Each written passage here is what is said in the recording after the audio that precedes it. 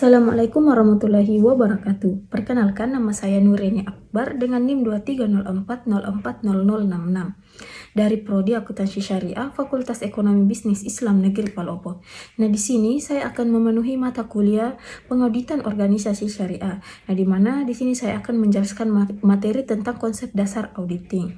Nah, sebelum saya menjelaskan apa itu konsep dasar auditing, kita perlu mengetahui apa sih itu audit. Nah, audit berasal dari kata Latin yang dari kata audire yang berarti mendengar dan menjelaskan. Nah, yang pertama itu ada sejarah pengauditan.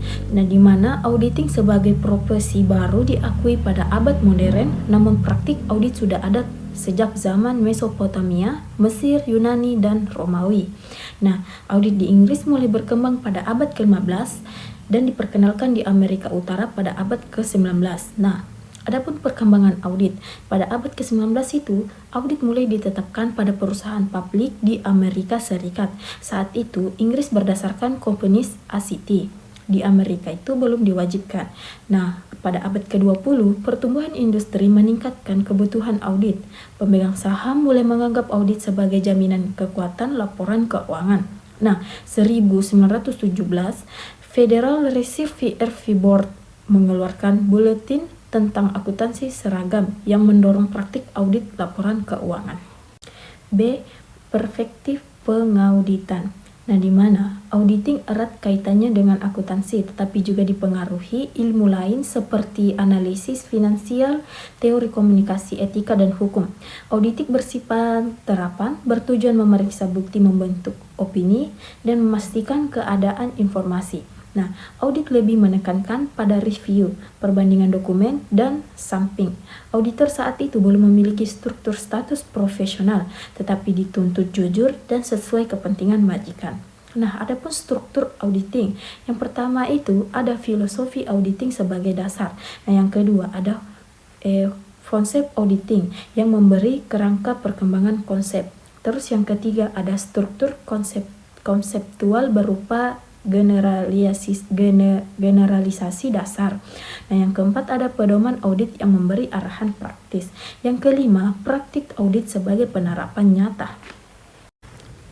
Materi yang ketiga yaitu C, perbedaan akuntansi auditing. Nah, di mana akuntansi menghasilkan laporan keuangan yang berisi informasi ekonomi. Nah, auditing itu memberikan pemeriksaan independen untuk memastikan laporan keuangan sesuai standar dan dapat dipercaya. Intinya, akuntansi menyusun laporan keuangan auditing, memvertifikasi dan memberikan keyakinan atas pendaian laporan tersebut agar bermanfaat bagi pengambilan keputusan. Selanjutnya ada D, hubungan pelaporan keuangan dengan auditing. Tujuan dan kebutuhan informasi perusahaan membutuhkan informasi akurat untuk pengambilan keputusan dan pertanggungjawaban. Nah, adapun proses laporan keuangan, akuntansi itu yang pertama itu ada menganalisasi kejadian atau transaksi, terus mengukur dan mencatat data akuntansi, mengelompokkan dan meringkas data, menyusun laporan sesuai prinsip akuntansi berlaku umum, mendistribusikan laporan keuangan dan auditor dalam laporan tahunan. Nah, kalau auditing itu dia mengumpulkan data, mengevaluasi bukti laporan keuangan, serta memeriksa kesesuaian laporan dengan prinsip akuntansi, lalu memberikan pendapat dengan dan laporan audit, menyerahkan laporan audit ke klien. Selanjutnya, kebutuhan audit. Alasan perlunya audit yaitu adanya kecenderungan memanipulasi informasi oleh pihak tertentu. Lalu ada kompleksitas transaksi bisnis rawan kesalahan pencatatan.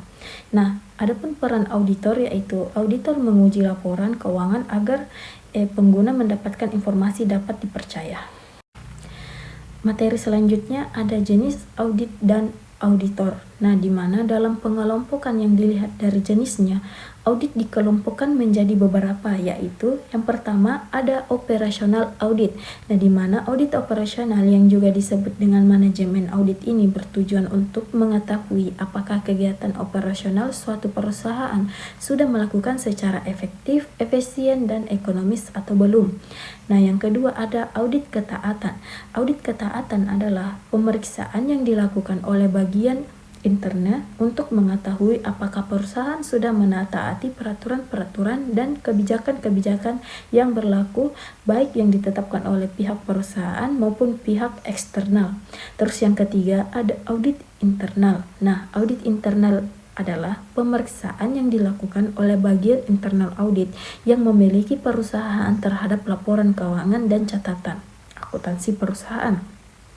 Terus yang keempat itu ada audit eksternal. Nah, audit eksternal yang sering disebut dengan audit independen adalah pemeriksaan yang dilakukan oleh pihak yang independen terhadap laporan keuangan guna menilai kewajaran penyajian laporan keuangan. Terus yang kelima ada audit EDP.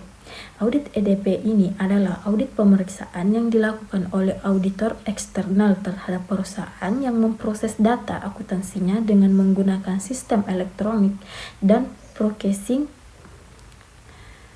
atau disebut dengan EDP.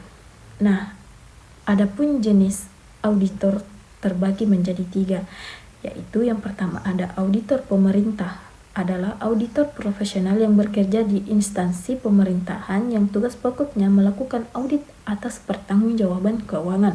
Terus yang kedua ada auditor intern, adalah auditor yang bekerja dalam perusahaan yang tugas utamanya adalah menentukan apakah kebijaksanaan prosedur yang ditetapkan oleh manajemen puncak telah dipatuhi.